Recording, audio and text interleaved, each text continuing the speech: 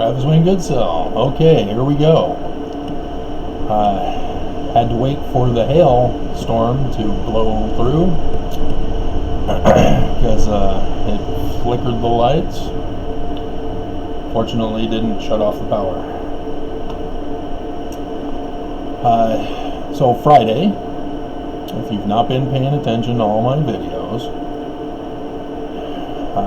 we had the sign of the falling star from the tail of the dragon.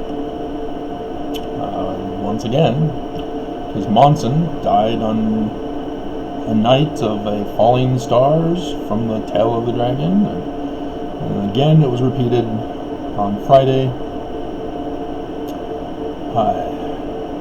As the morning came and I witnessed a falling star from Mars at the tail of Cetus. Is that the water dragon? And then looked on my Stellarium program and saw that it's the June meteors that's at the tail of the Serpent's constellation. Serpent.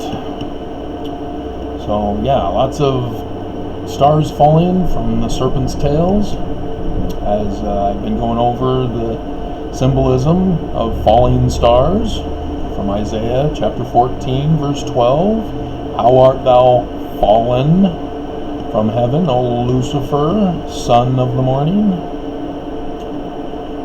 The Venus is the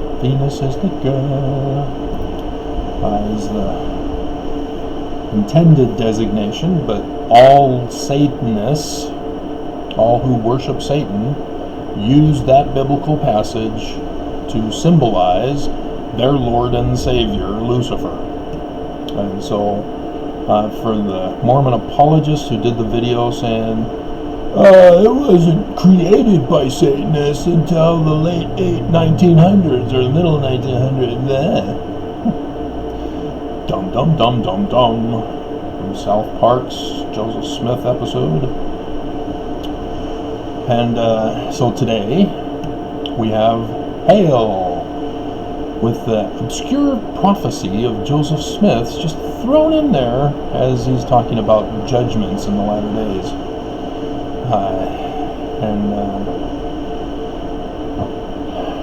So yeah, it's the day that I'm going over the judgment, the final judgment against the Church of Jesus Christ of Latter-day Saints, that motion.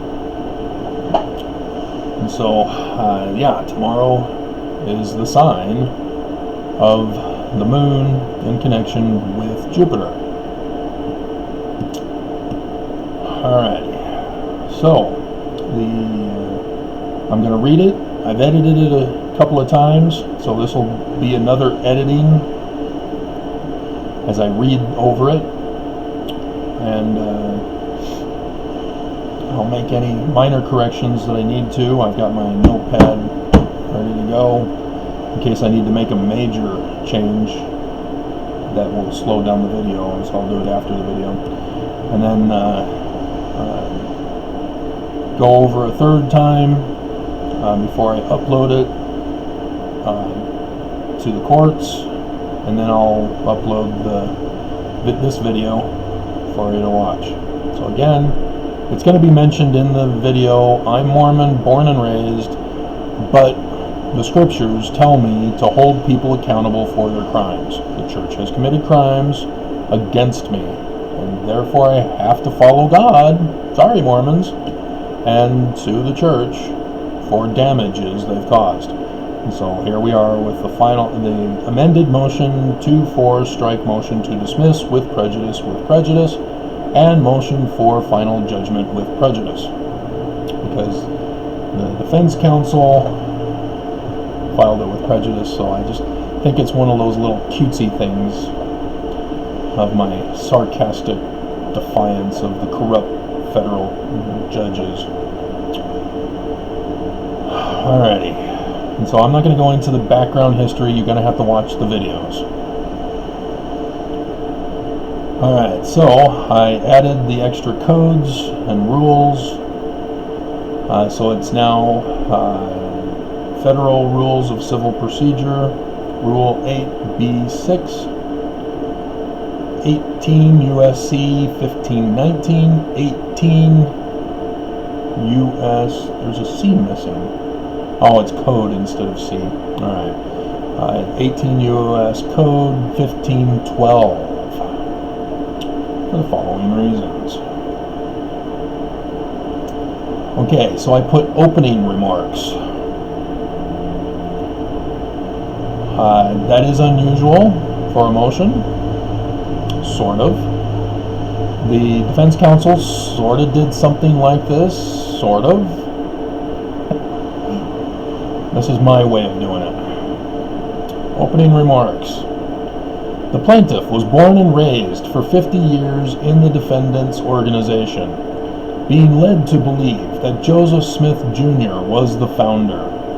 The scripture, called the Book of Mormon, of the founding organization, goes into great detail to describe the Church of Satan, the devil called Lucifer, which is an organization that commits crimes. Lucifer is known as the falling star. I told you I was going to do this. This is bombshell stuff we're putting here, guys. Oh, and when I get to pictures, I will stop this video, upload it onto the Movie Maker, insert the picture that I mentioned, and carry on with the video until the next picture that I mentioned that will be provided with this filing. Lucifer is known as the falling star from Isaiah 14:12. Which is copied in the Book of Mormon. Notice I didn't say plagiarized. In 2 Nephi 24:12. The founding organization has a whole theology about Lucifer in heaven and on earth, which is unique from all other modern religions. My second marriage was performed at the Salt Lake Temple in room number 13. And we had our pictures taken. The cars driving by make it very louder with running over the rain. Had our pictures taken at the traditional spot at the original doors of the temple. From the picture that I will provide as evidence, and so here we go, I'm about to put in a picture, which would also be submitted as evidence in an evidentiary hearing. There is the universally known symbol of the falling star of Lucifer, the inverted pentagram, and then I do a dash and then all caps, which is out of the ordinary for a lawsuit, at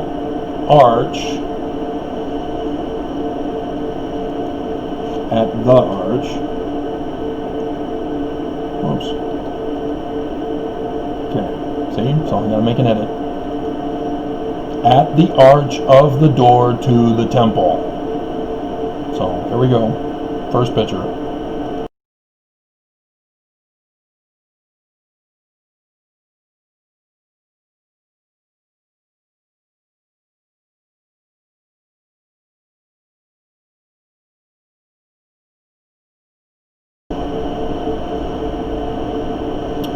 Alright. Where did I leave off? Archstones are known as keystones. The Book of Mormon is taught to us Mormons as being the keystone of our religion. To take a keystone out would collapse and crumble the whole arch. And and what I witnessed, probably should put that fateful day.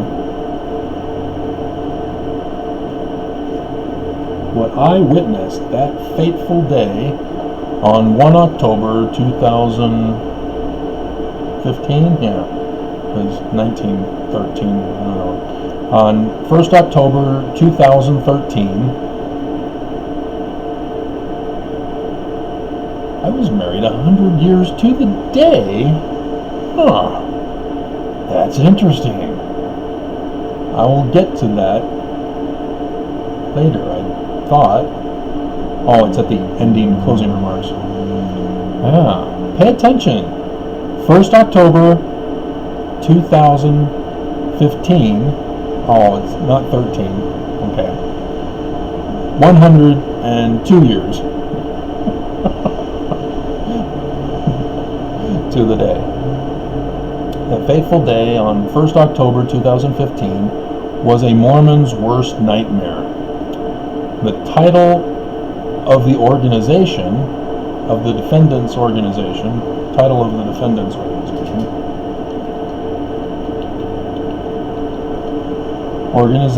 is the Church of Jesus Christ of Latter-day Saints, and yet symbolically portrayed by the architect Truman O. Engel, the brother-in-law to Brigham Young, and commissioned by Brigham on 26 January 1830 or 50. Getting all divisions going. Was the Temple of Lucifer of the inverted pentagram as the keystone.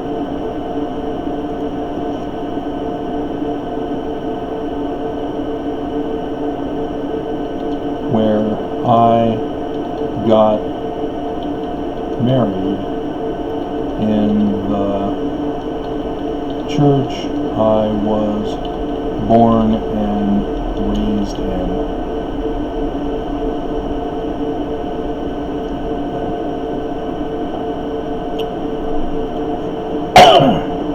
Do you understand, Mormons?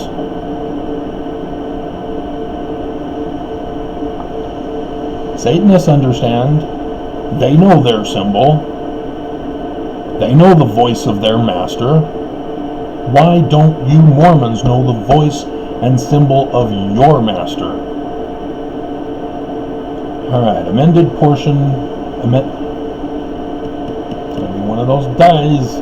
And it started out so great. Amended motion, part 1. The plaintiff finally received this day, 6 June 2020, through the Postal Service, Your Honor's order denying plaintiff's motion to strike. 24, motion to strike, ... Filed 3 June 2020. The plaintiff is outraged at the blatant disregard Your Honor has for her new job, despite her experience as federal defense counsel and in the clerk's office.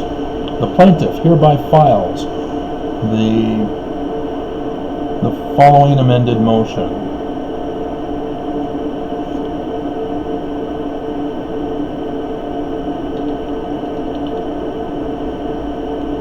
Following ordered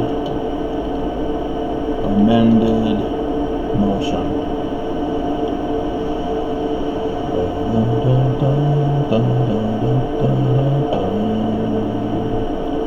And then, yeah, it's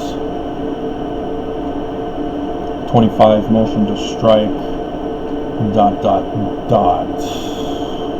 Because, yeah, that's the one I received, right? Better check. Don't want to be wrong. And this shouldn't take too much time, so it's not something to write down on the notes. 25, yeah, motion to strike with prejudice. Nope. Oh. No, it is 24. Order denying motion to strike. Okay. It's a good thing we checked. Because 25 is my motion.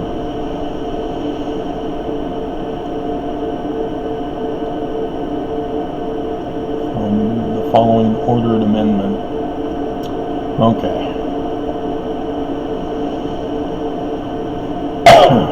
1. Defense counsel was never served with the original complaint, as Your Honor gave order denying both the plaintiff's motions for service of process, 22, order denying 4 and 11, Yet the defense counsel dedicates a whole section to discussing the plaintiff's original complaint in their motion to dismiss.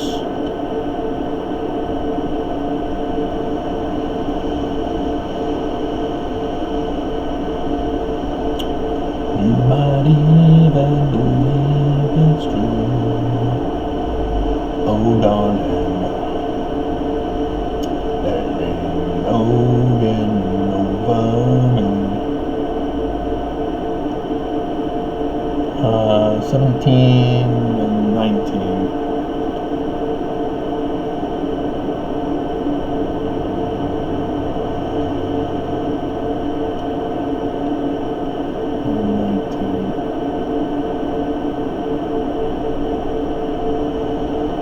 Motion with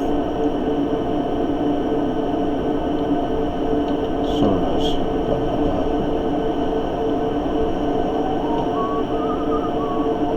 Alright, defense counsel was never served with the original complaint, as Your Honor gave order denying both the plaintiff's motions for service of process. Yet the defense counsel dedicates a whole thing. I thought there was something I needed to add in there, and I'm disturbed. I can't remember what it was.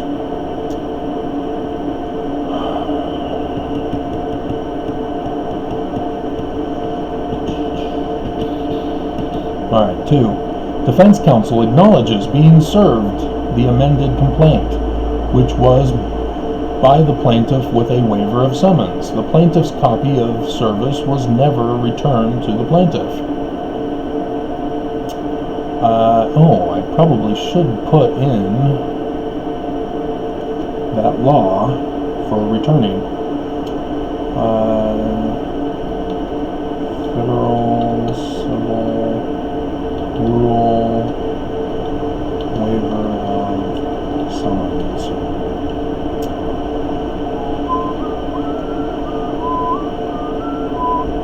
Okay, it's Rule 4, and I don't need to add it to the reasons for this filing.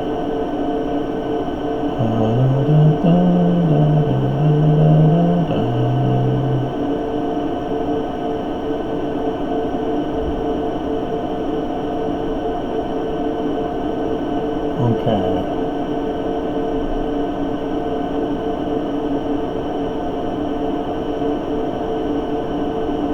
Date requested. Sent first class. Where's the self-addressed stamped envelope? Yeah, here it is. C. Be accompanied by a copy of the complaint, 2 copies of the waiver form amended to this Rule 4. So I provided them with a copy of Rule 4 for them, and a prepaid means for returning the form. I put a stamp on it. Give me back my stamp. Alright. So, yes. Okay, D1. It's Rule 4. Yep, Rule 4, D1.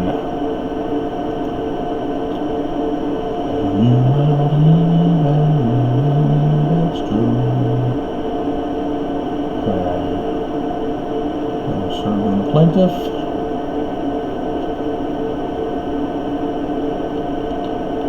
Rule 4, D1.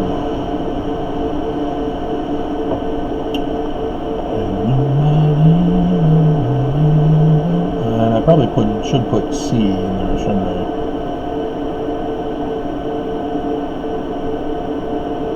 Rule 4, D1, C.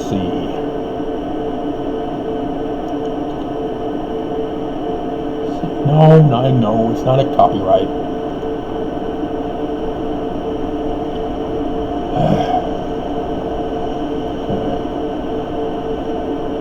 Your Honor has deemed the plaintiff's entry of default for the defense counsel being exposed on the docket as 24 days in default in filing a reply.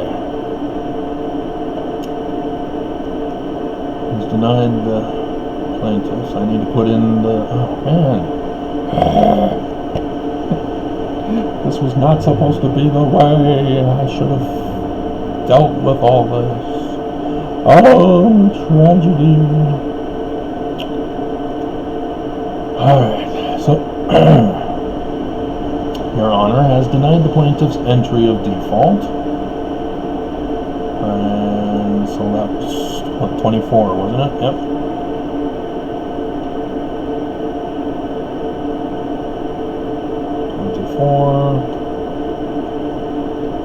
Order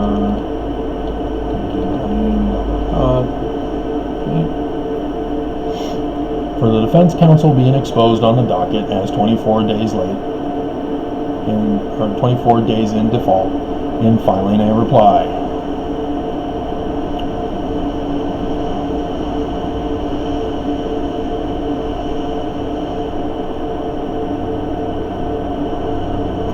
Defense counsel originally filed on 10 April 2020, 17 motion to dismiss, but failed to file the required certificate of service until 23 April 2020, 19 certificate of service. Thus, on the docket as having violated 18 U.S.C. 1519. As a reminder, defense counsel has been educated in law, graduated with degrees, passed the bar, got licensed to practice, were hired by a law firm, and assigned to this case.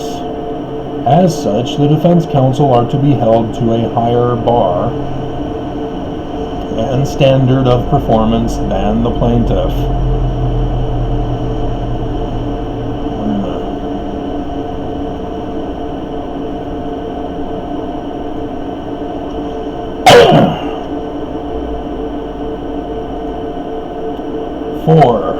Your Honor claims that because defense counsel finally filed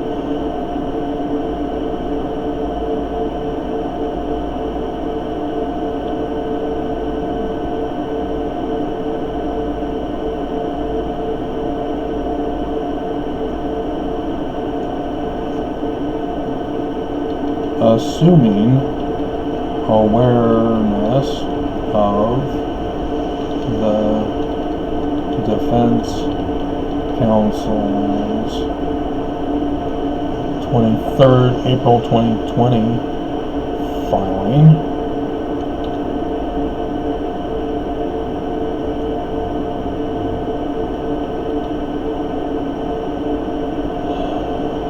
that the plaintiff must have received the defense counsel's motion to dismiss on the exact same day. When the plaintiff above explained the delays in mailing through the United States Postal Service rather than through email. Okay. 5. The plaintiff draws your Honor's attention back to the motion you denied, 24 motion to strike, to the date of the reply. Your Honor will clearly see 21st April 2020 is the signed date when filed. And if I said August on the previous one, it does say April here, so I misread it, just in case you're concerned. No, Travis, no, don't file it yet. Change it to April. Because you guys are all concerned about me, right? Which the clerks failed to enter on record, as this was still during the national viral pandemic, where everything was screwed up.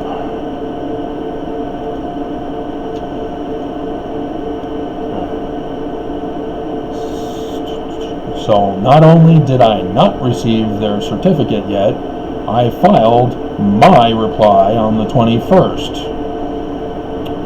6. Your Honor will notice 18 clerk's order denying. Plaintiff saw this entry on the online docket the next morning, believing the filed motion to strike dated 21st April 2020 by the plaintiff had been denied. As it turns out, the clerks never filed the plaintiff's motion. 7. 19 certificate of service. ... By defense counsel demonstrates the defense counsel had received the plaintiff's motion, but was not Defense plaintiff's reply. Or I can put motion to strike. Let's do that.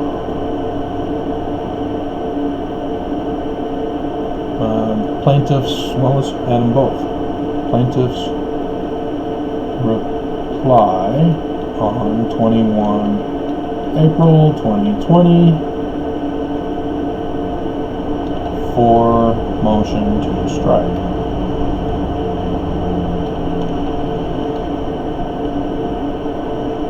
But was not filed by the clerk's office. As Your Honor knows, having experience in the clerk's office, clerks are required to verify all filings contain the certificate of service.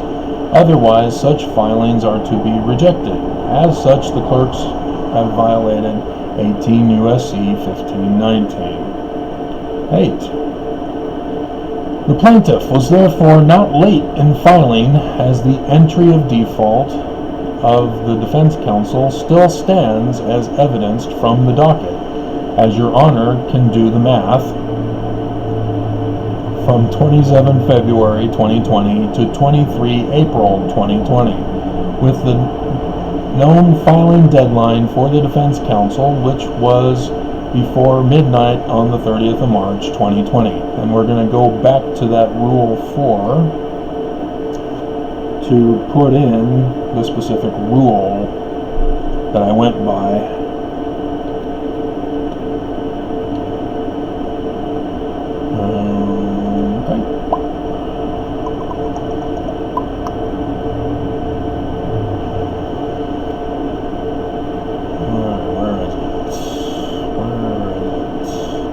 There it is, F. Give the defendant a reasonable time of at least 30 days after the request was sent. Ta-da! And that's what I did. I gave them a reasonable time of 30 days plus a couple extra days because it was on the weekend. Thus, Monday, before midnight, was their deadline. Alright, so Rule 4.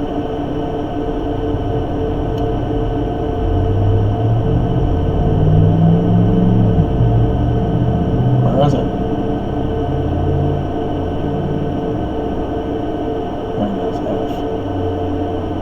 4D 1.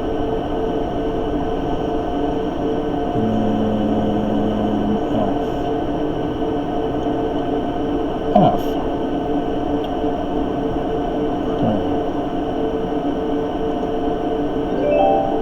Yet Your Honor disregards the missed filing deadline of the defense counsel, despite Your Honor having served as a federal defense counselor and in the clerk's office. To dismiss the plaintiff instead being late. To dismiss the plaintiff instead.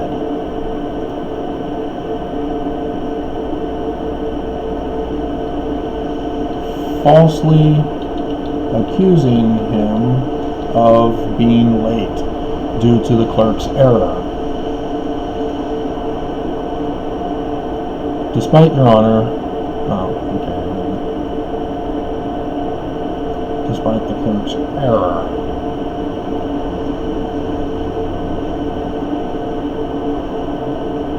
As evidenced from the docket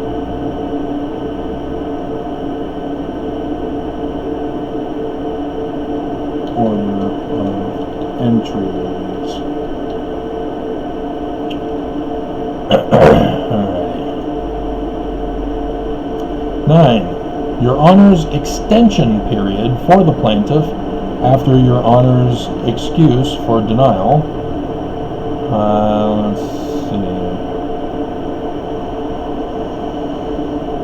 I need to put in, what was that, 26? No, 24. 24.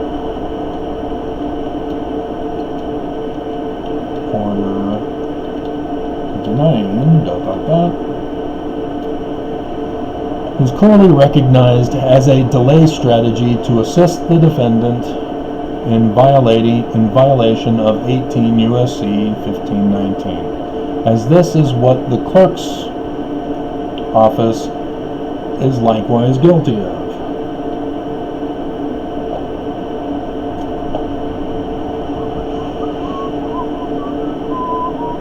10. The plaintiff also sees today, 6 June 2020, and it's the 7th, but I was writing this yesterday, Your Honor's denial of this original motion of the plaintiff's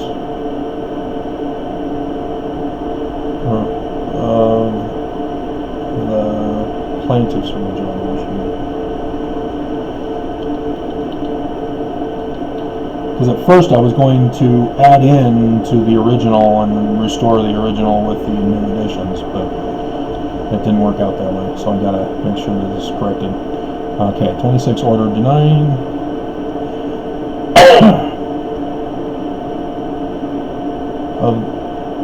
of the plaintiff's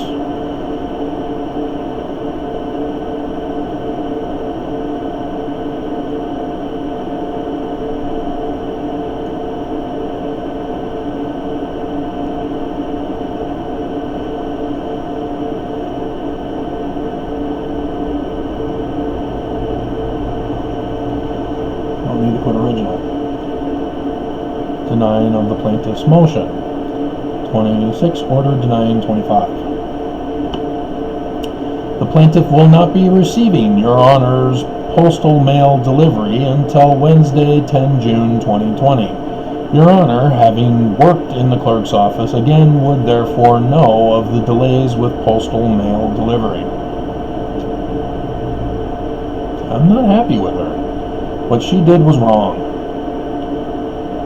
11. Your Honor has denied service of process. 22.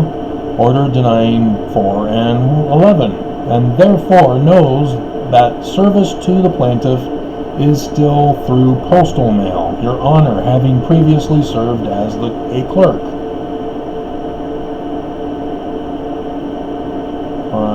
In the clerk's office, I should put.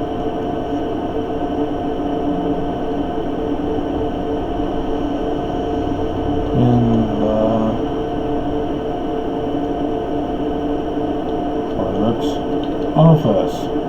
12. As Your Honor has served in the clerk's office.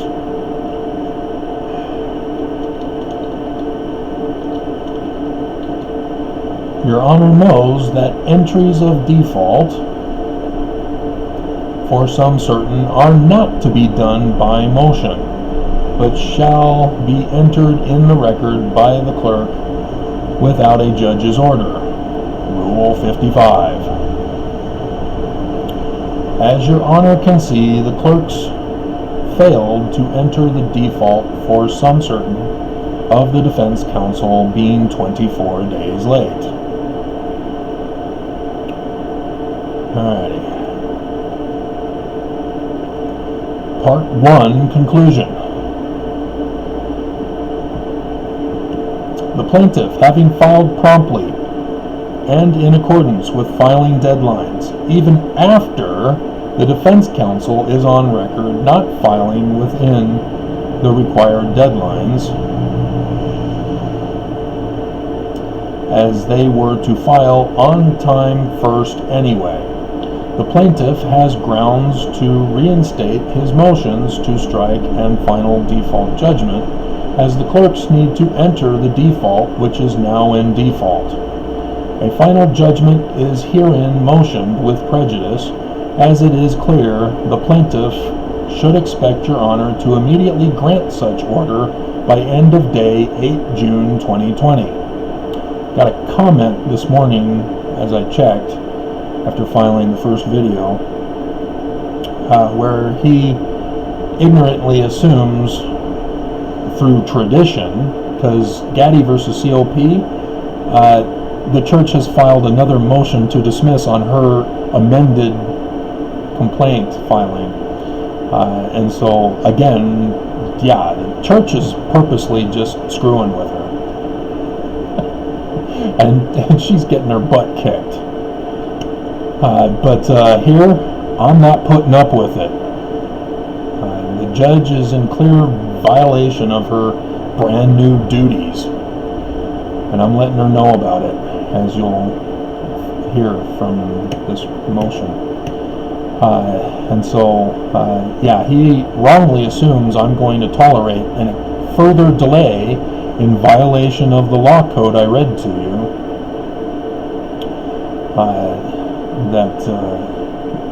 No, the law does not allow defense counsel to hold the court in contempt by just delaying for the sake of delaying, because they don't want to have to deal with defending their client. Okay, so a final judgment is granted. Okay.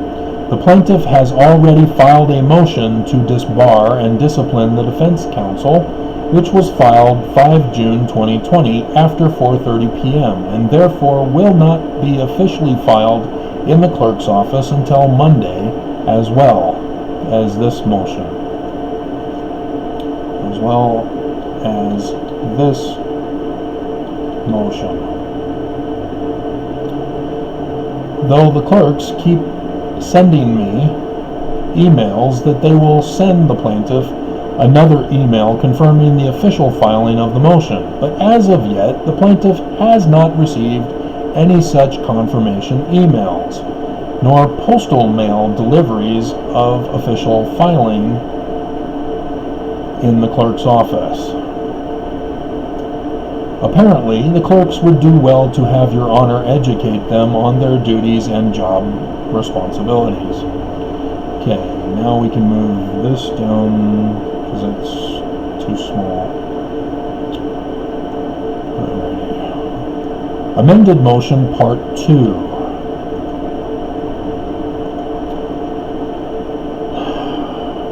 Judge First was originally assigned to this case. 5. Order referring case 2. 2. Judge First had previously been terminated from her employment by this court previous to being assigned to the plaintiff's case, and had been recused from all her other cases because of this termination. And I provide Gaddy v. COP 219 CV 00554, docket note 11. 3. 1 November 2019, 9-minute entry. Judge First held a hearing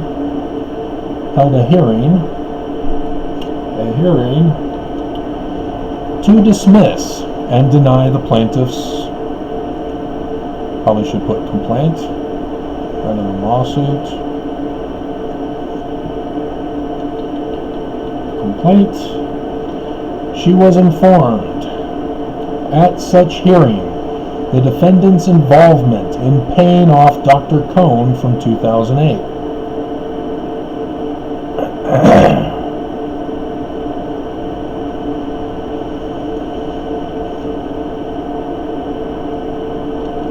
This information is also contained on the plaintiff's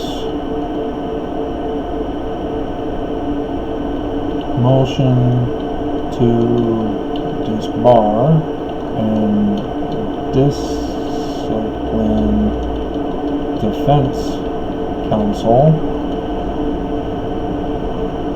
which has yet to be filed in the clerk's office. Judge First granted the plaintiff to refile an amended complaint.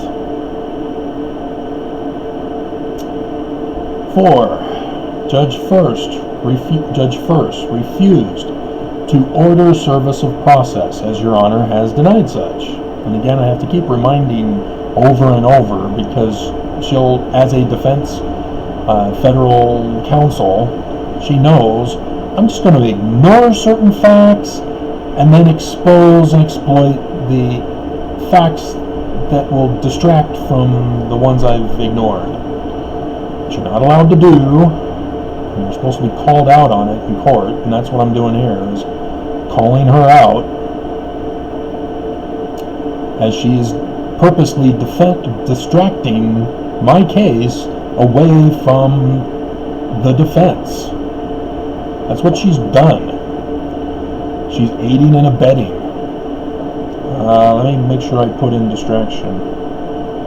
Judge is distracting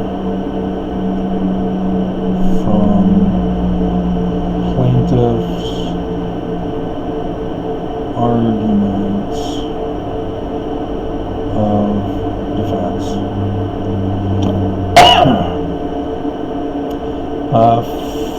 Okay. 5. Judge First refused order final judgment, as Your Honor has also denied. 24. Has refused to order final default judgment, which is different than my request for final judgment here. Judge First refused to order final default judgment, as Your Honor has also denied.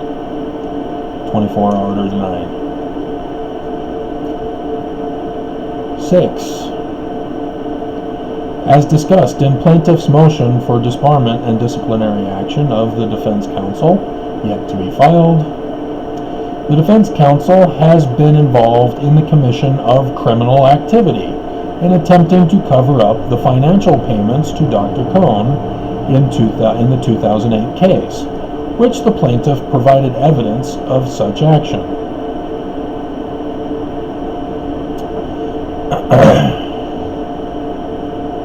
As such, the plaintiff would file a subpoena of the defendant's whole financial records to find the source of such payments to advertise through Dr. Cohn.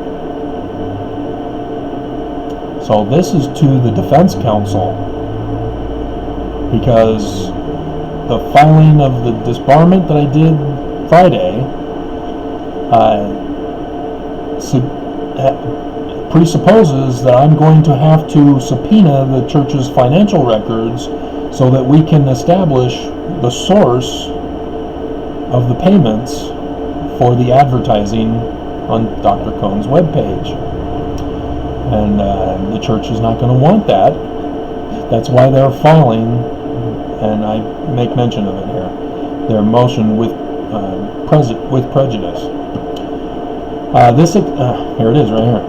This explains why the defense counsel is seeking to dismiss the plaintiff's complaint with prejudice. And the defense counsel was also discussed as being involved with the attempted murder of the plaintiff through persons listed in the complaint on Friday the 13th of March 2020. And if they read my complaint, amended complaint, they will understand the importance and significance of Friday the 13th. That unsuccessful, which I would bring up in a hearing or a trial, were it to proceed to such, but I'm saying, no, I'm fed up with your guys' fooling around with this case. You can't fool around with lawsuits. You don't get to fool around with a lawsuit and hold the court in contempt, whether you're a judge or a defense attorney. It has to follow structure. It has to follow the rules. And when you violate the rules, that's it. Judgment is set. That unsuccessful attempt on the plaintiff's life resulted in the defense counsel finally replying, though in default, after the defendant's April General Conference, as a third attempt to derail the plaintiff's complaint without directly responding to each of the plaintiff's counts separately. All this involves violations of 18 U.S.C. Code 1512. And should make that the Arial rather than Miranda, which was from the other side.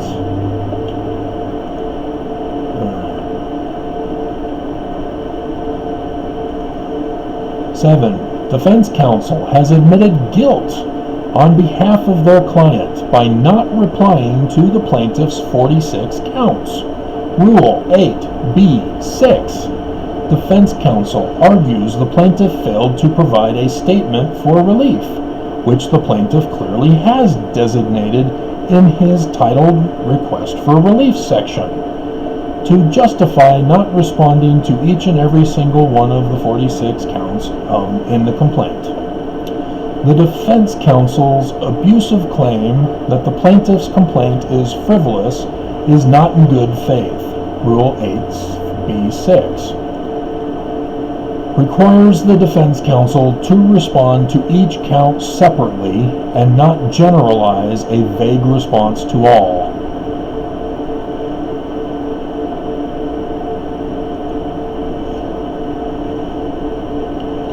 To justify not responding to each separate allegation.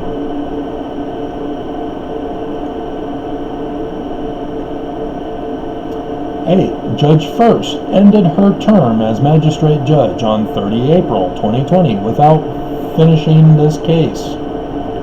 9. Your Honor is a brand new appointed magistrate judge and was assigned this case as your first. Your Honor denied the plaintiff's motion to recuse First and Waddups. 21. Order denying. In the motion, Judge Waddups is identified as an agent of the defendant, and evidence was presented of Judge Waddups' conflict of interest and loyalty to the defendant over the United States of America. Judge Waddups reassigned this case to Your Honor. 20. Reassignment.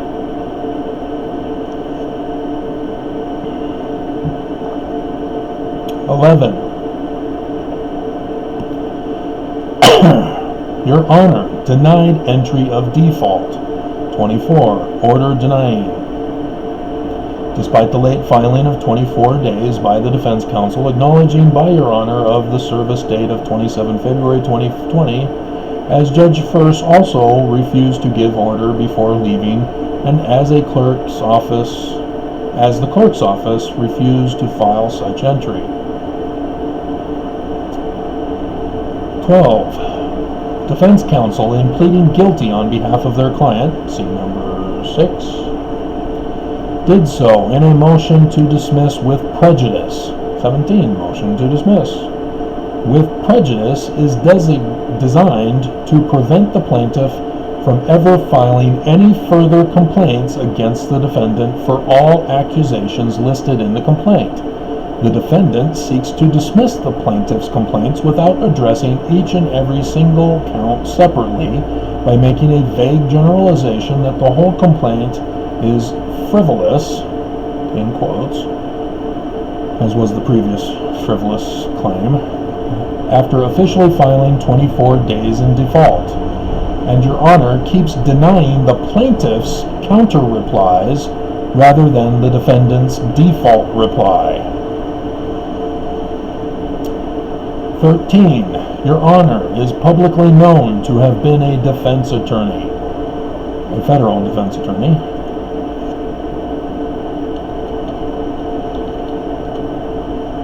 with the federal courts and has worked in the clerk's office. Your Honor's actions of consistently denying the counter-replies of the plaintiff and overlook the defendant's default reply, which admits the guilt of their client, see number 6, and not deny their motion, demonstrates bias favoring the defendant.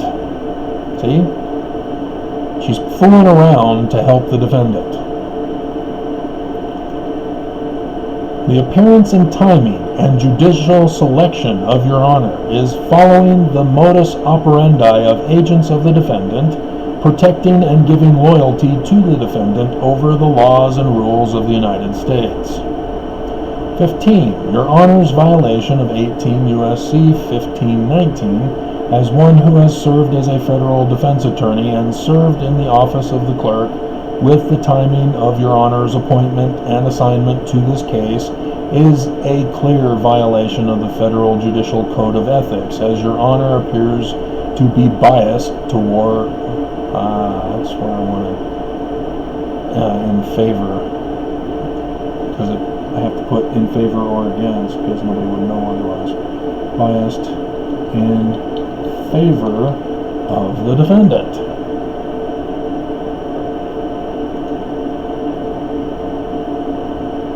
And so yes, I keep reminding her of her former employment for that very purpose.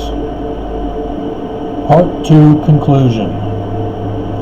The defense counsel has pled guilty on behalf of their client by failing to reply to each and every of the 46 counts, each and every one of the 46 counts. One of the 46 counts in the complaint separately, and only responding generally, refusing to understand that this complaint is a RICO conspiracy filing which will involve others who aid the defendant in the commission of a crime against the plaintiff. There is no good cause or harmless error, and I'm referring to the law, or the rule, in the, well, it's actually the law that I'm referring to, that was brought up earlier. So I'm using the code words from the law here. There is no good cause or harmless error to reject the defense counsel's guilty plea, and if the defense counsel changes their mind, because it says they can change their mind and they don't have to say why. So I'm replying to that in advance. Changes their mind before your Honor's final judgment order. And remember, I said you need to file Monday by close of day, which would not give the defense counsel enough time to respond, but they could, but they might. But yeah, again, it would be a delay tactic. The defense counsel still admitted guilt by not responding to any of the 46 counts. So if they do say, well, we're changing our guilty plea that the plaintiff accuses us of, well, first of all, they would be admitting that they had pled guilty, but now I've thrown in, well, you still didn't respond to all 46 counts, so it's moot. See how that works? The defense counsel got themselves in trouble, and I am making sure that they can't dig themselves out. Unless defense counsel is attempting to withdraw their motion to dismiss. But then there would be no response at all from the defense counsel to fulfill the filing deadline requirements. See? They got themselves in trouble. They can't get out of this. Any allowance to defense counsel to amend their filing would be contempt of court. So again, I'm going after the judge. You can't give them leniency on this, as defense counsel is to be held at a higher bar and standard, and have acted in bad faith.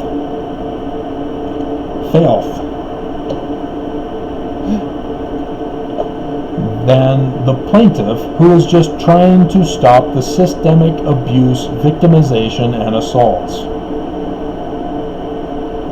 The defense counsel has committed conduct unbecoming court counsel, as the appearance and timing by Waddups would suggest judicial misconduct.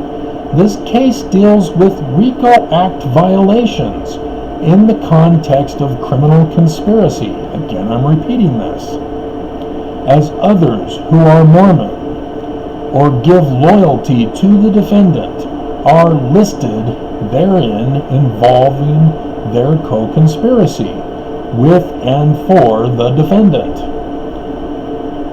With the martial law implemented during America's Second Civil War upon citizens of America by police and government authorities, we are learning that those who do nothing and are silent and do not report their fellow officers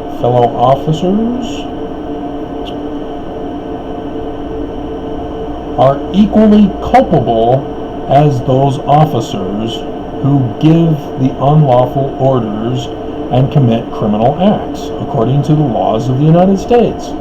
The defense counsel's guilty plea on behalf of their client alone is sufficient for your honor to order final judgment with prejudice. So you see how I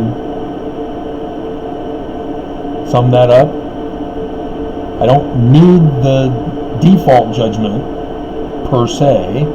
It still is in effect, but I've now got grounds for the final judgment that I'm doing here now with prejudice. The defendant's organization is established in the complaint in the commission of crimes. The defense counsel's allegations that as a religion they are immune from prosecution is absurd and frivolous, as United States court history teaches us. The request for relief was simple.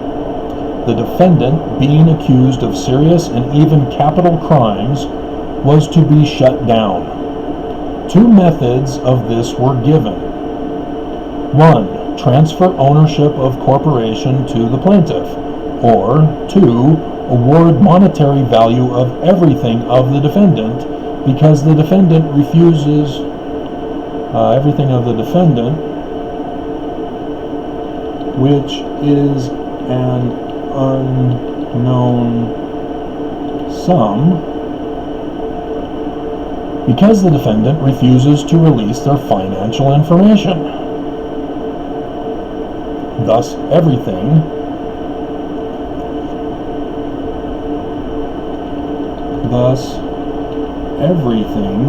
is understood as some certain.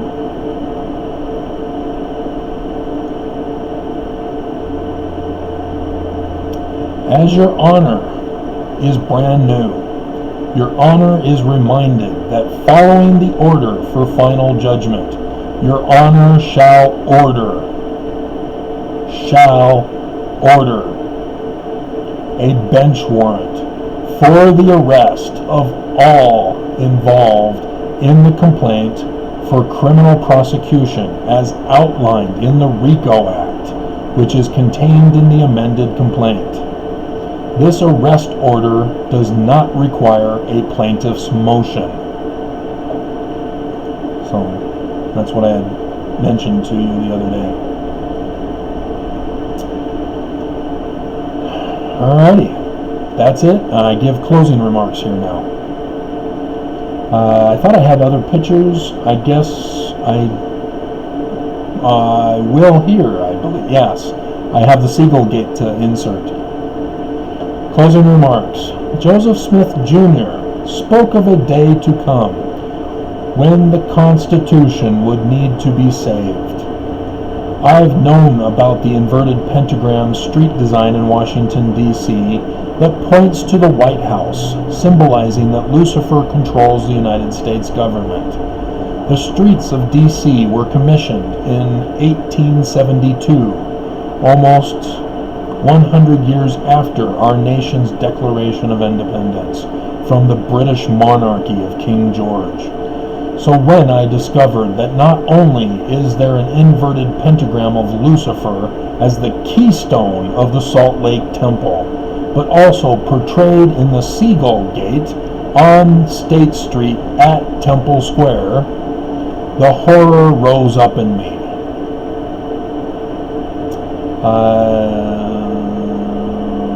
Somewhere I'm going to put it in.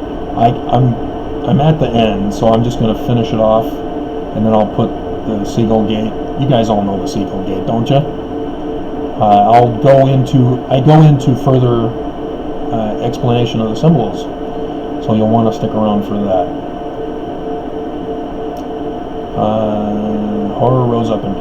The plaintiff is not from Utah. The plaintiff moved to Utah in August 1996. Submitted herein as evidence, which would also be presented as evidence in the evidentiary hearing, is a photo of the Seagull Gate. Okay, so I've got to move them over to the other file. So I'm making a list of what photos need to be involved. The Seagull Gate was sculpted by Brigham Young's grandson, Mahan Rai Moriankamur Young. We all know where that comes from, don't we, Mormons? And dedicated on 1 October 1913. So that's the one I thought was the date. But it's 102 days, not 100 days, to the date. The scavenger bird of the seagull is the capstone on top of the beehive symbol of industry, with the foundation stone as the inverted pentagram of Lucifer, which points to the state capitol building as the inverted pentagram streets of D.C. point to the White House. The Book of Mormon tells of the Lamanites, who were scavengers, who in the end conquered and enslaved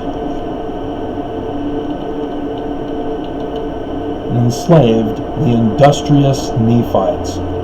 There on the Seagull Gate is portrayed that same symbolism. So I talk about the temple symbol of Lucifer in the beginning remarks. The closing marks, I go over the government symbol of Lucifer.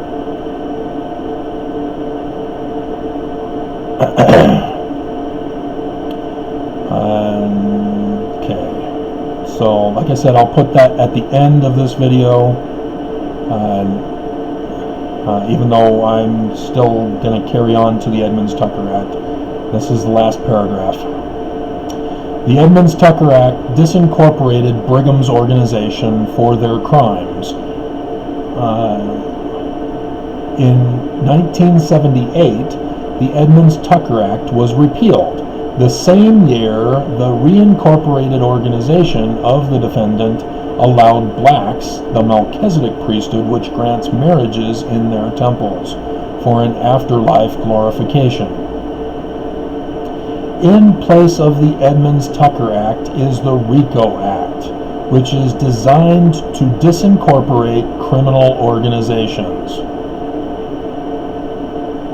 The Defense Counsel and defendants' agents working in this courthouse have been caught committing crimes to protect the defendant from the inevitable conclusion of punishment for guilt. Your Honor has specifically chosen to replace Judge First, hired on the condition that you do the defendant a favor, though. Remember where that comes from? If you want to keep your new job by shutting down and denying the plaintiff's case, Your Honor has been demonstrating bias in favor of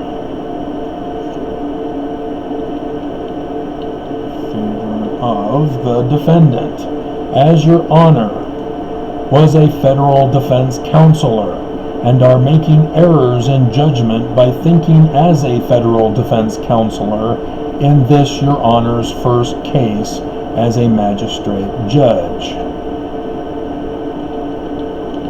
Magistrate judge. Judge First chose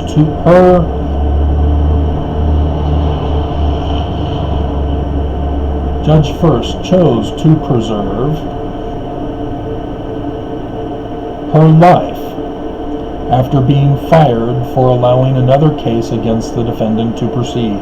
over her duty and oath of office to the United States Constitution and the rules and laws of the United States. Now your honor is placed in this historical moment to choose for or against preserving the United States Constitution and the rules and laws of the United States, or to commit treason by protecting an organization that seeks to destroy and conquer, enslave and conquer the United States of America as symbolized with the inverted pentagram of Lucifer.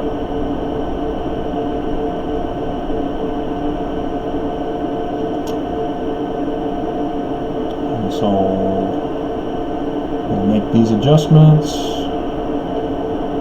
so it's not split up. Certificate of service is on a separate page. So it's that simple, guys. The Mormon Church embraces Lucifer. It's their symbol, it's their doctrine, it's their teaching, which is contrary to Joseph Smith, who warned of this. And you Mormons have failed Joseph Smith, and you don't seem to care. The woman formerly called my second wife.